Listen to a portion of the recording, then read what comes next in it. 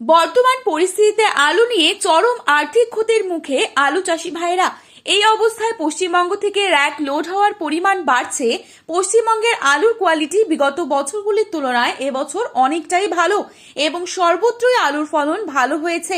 North ইস্টের বিভিন্ন রাজ্যগুলোতে পশ্চিমবঙ্গের আলুর ডিমান্ড যেভাবে লক্ষ্য করা যাচ্ছে তার দিকে দৃষ্টিপাত করে পশ্চিমবঙ্গের আলুর ভবিষ্যৎ আগামী দিনে কিছুটা ভালো হবার সম্ভাবনা দেখছেন অনেকেই। আলু লোড হচ্ছে র্যাক বিশেষ করে আসাম ত্রিপুরার উদ্দেশ্যে।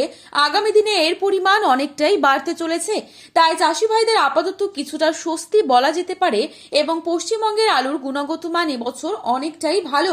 তো আজ এই পরিস্থিতিতে পশ্চিমবঙ্গের উত্তর থেকে দক্ষিণবঙ্গের বিভিন্ন স্থানে কোথায় কোথায় আলুর দাম কত টাকা রয়েছে, আলুর চাহিদা ও যোগানের ভিত্তিতে সমস্তটাই বিস্তারিত আলোচনা করব আজকের এই ভিডিওটির মাধ্যমে।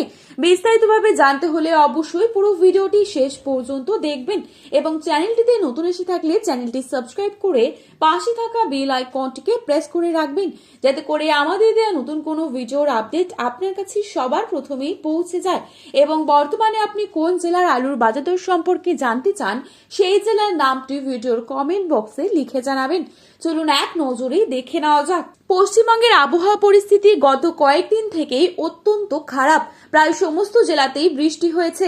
বৃষ্টির কারণে মাঠে কাদা জল জমে থাকার কারণে আলু চাষি ভাইরা আলু বিক্রি যেমন করতে পারছেন না, পাশাপাশি আলুর কোয়ালিটি বৃষ্টির ওপরই কিছুটা হলেও পরিবর্তন হয়েছে।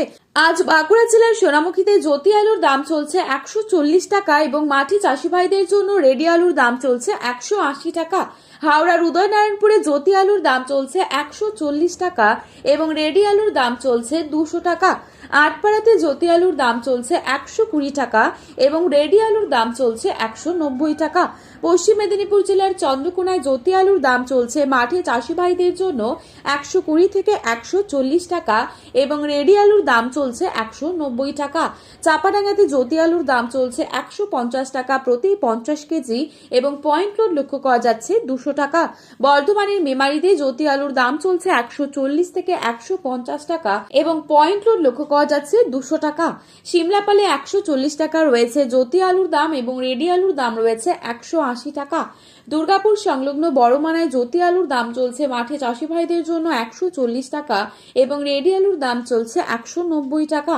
মুর্শিদাবাদের ডাকবাংলোতে জ্যোতি আলুর দাম চলছে 130 টাকা এবং রেডি আলুর দাম চলছে 140 টাকা। বীরভূমে 140 থেকে 150 টাকা রয়েছে জ্যোতি আলুর দাম এবং পয়েন্ট লোড লক্ষ্য করা যাচ্ছে 190 টাকা।